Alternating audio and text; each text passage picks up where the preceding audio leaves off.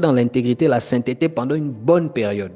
Donc, même Satan, quand il n'était pas encore Satan, à l'intérieur du monde spirituel de Dieu, il était d'abord bon.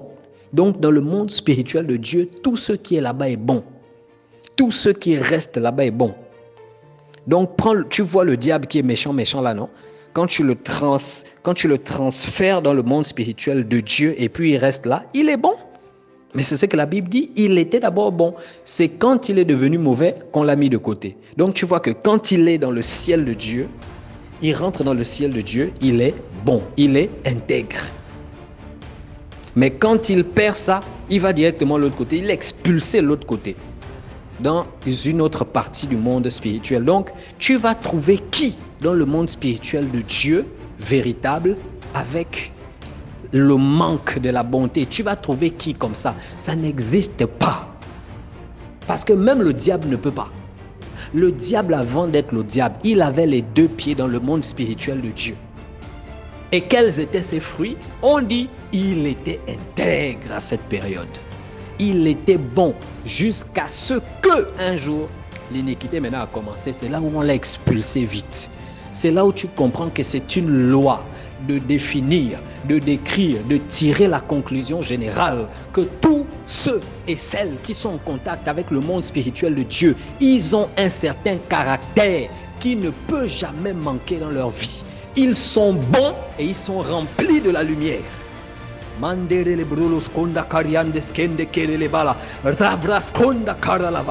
Est-ce que vous comprenez quelque chose? Donc celui qui te dit, je suis en contact avec le monde spirituel de Dieu,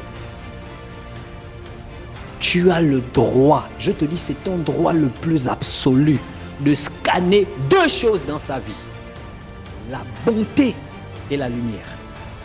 Parce qu'il y a ça plein dans le monde là. Dans le monde spirituel de Dieu, il y a ça plein, il y a ça partout. Il y a ça partout, bonté, lumière, bonté, lumière, bonté, lumière. Tu nages là-dedans. Tu nages. Alors quelqu'un qui rentre dans ce monde-là, sans être affecté ni par la bonté, ni par la lumière, attention, on a dit là maintenant, il faut revenir dans Jean chapitre 1.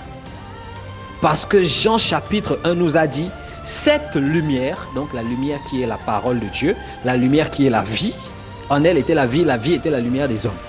Jean-Baptiste n'était pas la lumière, mais il est venu pour rendre témoignage à la lumière. Et on a dit cette lumière, donc la lumière à qui Jean-Baptiste a rendu témoignage. La Bible dit, cette lumière était la véritable, entourée véritable. C'est un adjectif qualificatif important. Cette lumière était la véritable lumière qui, en venant dans le monde, qu'est-ce que ça fait sur tous les hommes? Ça les éclaire. Donc la vraie lumière là, ça produit un éclairage terrible. Si on a parlé de vraie lumière, ça veut dire qu'il y a une fausse lumière déjà. Il y a une fausse lumière. Et un peu plus tard, Paul va le dire, qu'il y a des esprits qui se déguisent en anges de lumière. Satan se déguise en ange de lumière. Donc Satan peut prendre une apparence où il apparaît et il projette la lumière. Mais la lumière que Satan projette lorsqu'il se déguise, est-ce que ça peut produire certaines choses que la vraie lumière produit? C'est là où justement maintenant ça commence à être intéressant. C'est là où justement Jésus, quand on a prêché, on a partagé à certaines personnes que nous sommes à l'ère du discernement, du grand discernement. Mais vous allez discerner quoi si vous ne comprenez pas aussi les Écritures? Parce que les Écritures donnent déjà des clés du discernement. L'une des clés que Jésus pouvait sortir de sa propre bouche pour aiguiser le discernement des uns et des autres, il disait, vous les reconnaîtrez à leurs fruits. Utilisez le fruit pour savoir reconnaître qui est qui. Qui fait quoi? Qui dit quoi? Qui est véritablement qui? Donc, ce n'est pas tout de dire que, oh, waouh, la lumière sort de cet ange. Mais on a dit, Satan se déguise en ange de lumière. Donc, si ce n'est que voir la lumière qui sort, lui aussi, il projette la lumière, hein, papa. Mais cette lumière qu'il projette, qu'est-ce que ça apporte? Qu'est-ce que ça fait? Qu'est-ce que ça produit? Gang, gang, gang. C'est là où tu pourras découvrir que... on a dit que le sucre est sucré. Donc, si c'est vraiment du sucre, lorsque je mets ça dans ma bouche, je dois sentir le goût sucré. Mais voici un sucre, carreau de sucre que je mets dans ma bouche, il n'y a aucun goût. Ça a la forme du sucre, mais ce n'est pas le sucre. Pourquoi? Parce que bien que ça a la forme du sucre, ça ne produit pas le goût sucré. De la même manière, la lumière peut être, ça peut avoir l'aspect de la lumière, ça éclaire justement, mais le produit final que c'est censé produire, ça ne produit pas. C'est là où tu commences à voir que c'est la fausse lumière, là. C'est la fausse lumière, parce que la vraie lumière produit des choses bien précises. La fausse lumière ne va jamais produire ce que la vraie lumière produit. Quand tu prends la fausse lumière, est-ce que tu m'entends? Tu mets ça au niveau 10, au niveau 20, tu dis, ah, peut-être ça ne produit pas, c'est parce que j'ai éclairé seulement un peu, j'ai mis seulement l'intensité de cette lumière un peu. Tu augmentes l'intensité de la fausse lumière, même si tu augmentes ça à l'intensité 100, ça ne va pas produire ce que la vraie lumière produit.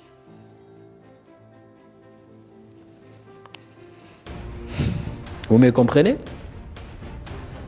Maintenant, c'est dans le monde spirituel de Satan que tu vas aller. En entrant, tu vas voir qu'il y a des endroits où il y a le faux ciel, la fausse lumière. Si quelqu'un est au contact de ça, est-ce qu'il va recevoir véritablement les choses qu'on reçoit lorsqu'on est au contact de la vraie lumière? Jamais. Mettez dans vos cœurs jamais.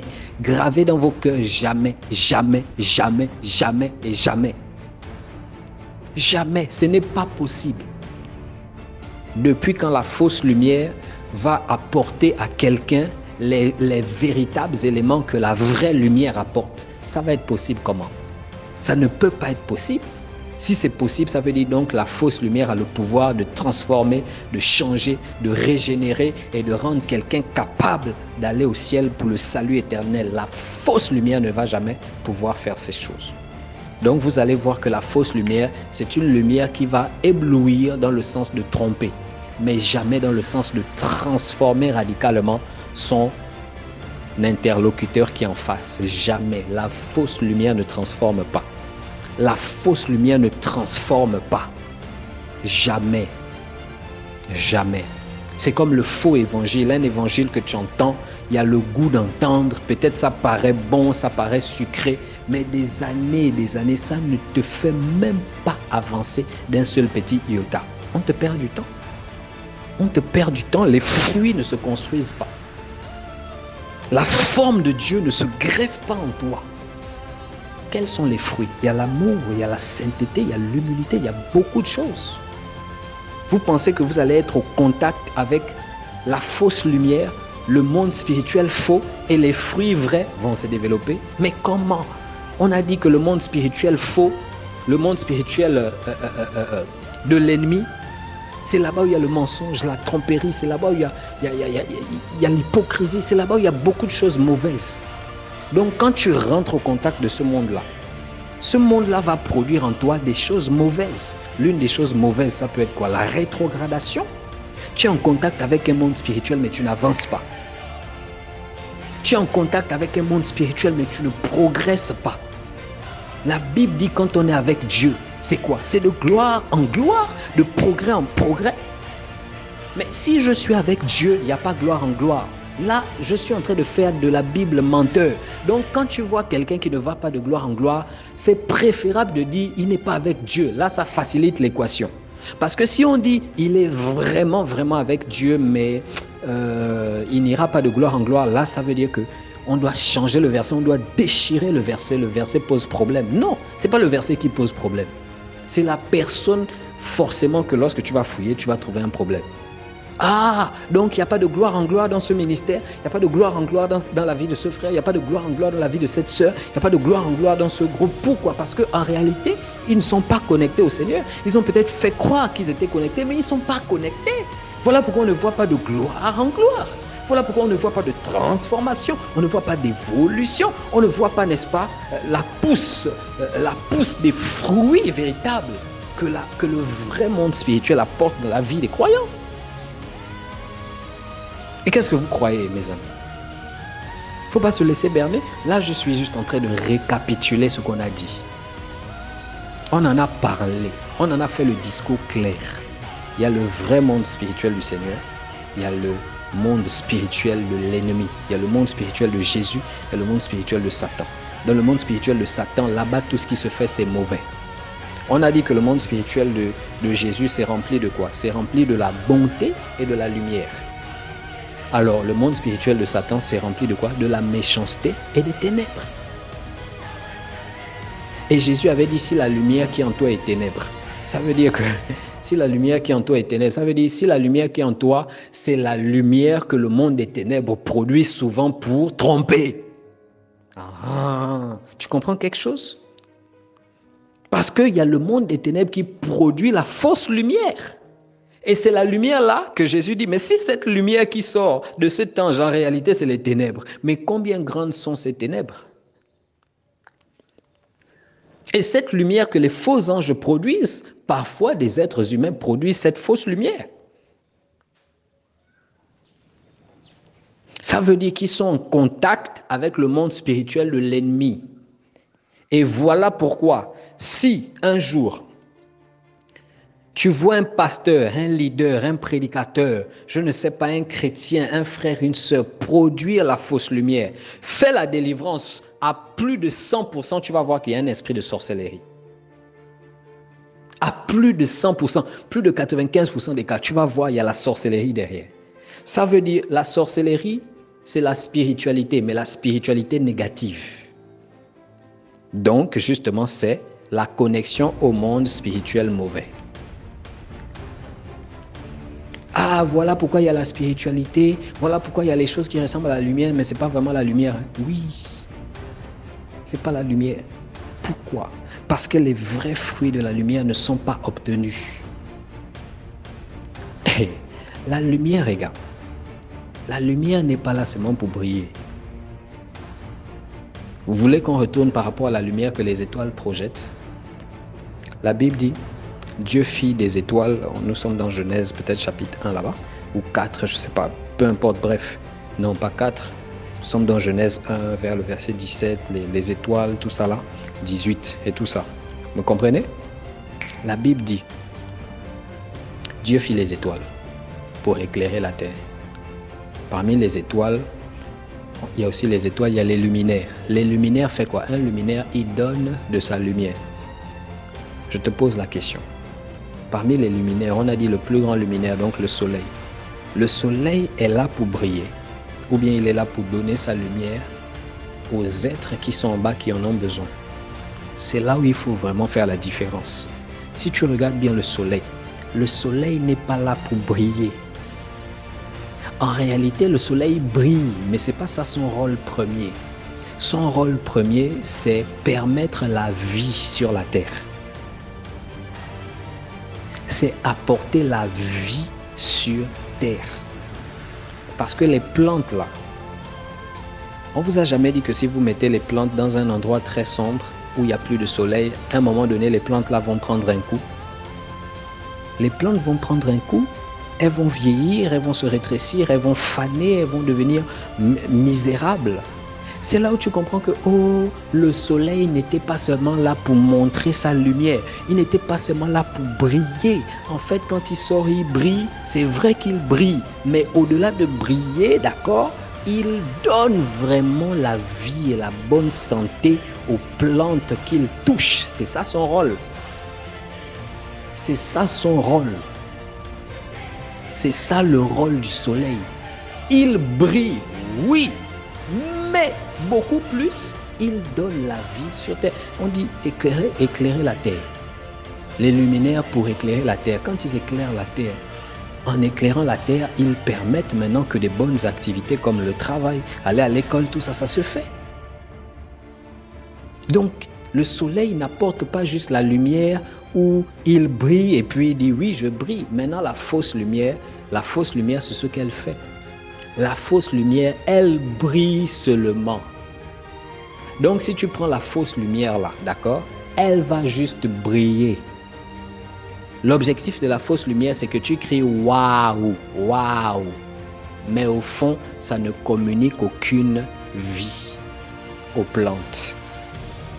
Au contraire, ça te distrait peut-être même de la réception de la bonne lumière véritable Et lorsque tu es distrait de la réception de la lumière véritable, tu meurs. Parce que la mort, c'est quoi? La mort, c'est ne pas être en connexion avec la vie. Tu imagines?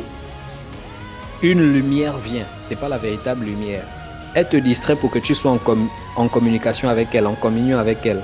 Pendant que tu es en communion avec la lumière fausse, tu n'es plus en communication avec la lumière vraie. Et ne pas être en communication avec la lumière vraie, c'est ça la mort. C'est ça la mort. Donc elle te tue en te déconnectant simplement de la lumière vraie. Parce que, regarde, tu dois vivre, non? Il y a une lumière qui t'apporte la vie.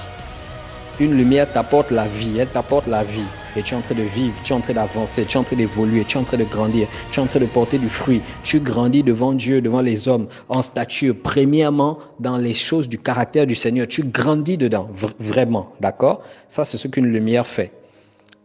Il y a une autre lumière qui vient, qui te déconnecte de la lumière qui alimentait la vie là. D'accord?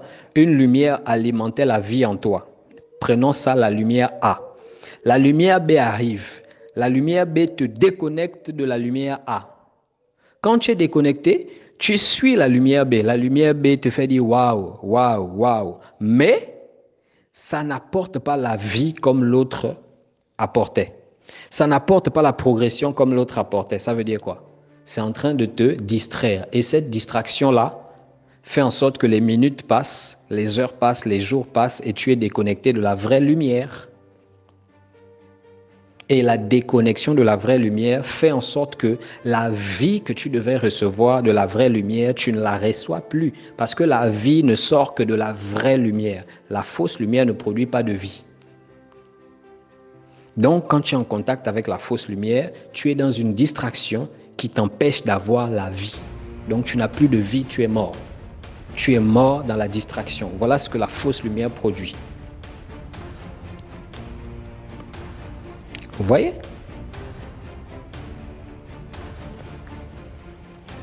Et qu'est-ce qu'on disait par rapport à toutes ces choses? On disait maintenant que les deux mondes spirituels sont réels. Il y a le monde spirituel de l'ennemi, il y a le monde spirituel de Jésus. Le monde spirituel de Jésus, on va voir rapidement, on va aussi revenir rapidement sur ce que ça produit et on va s'arrêter là pour aujourd'hui.